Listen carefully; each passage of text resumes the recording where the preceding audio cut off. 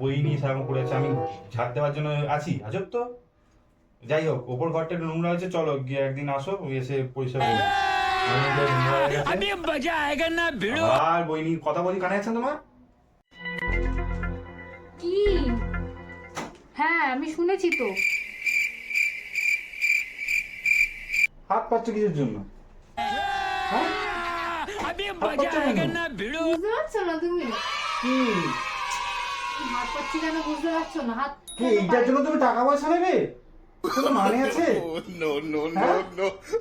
তুমি ঘরের কাজ করছো, সেটার জন্য টাকা? আবার 2 হাত থেকে লজ্জা করে না তোমার? তুমি কি ভাবছো? বলো। এই রাখো রাখো।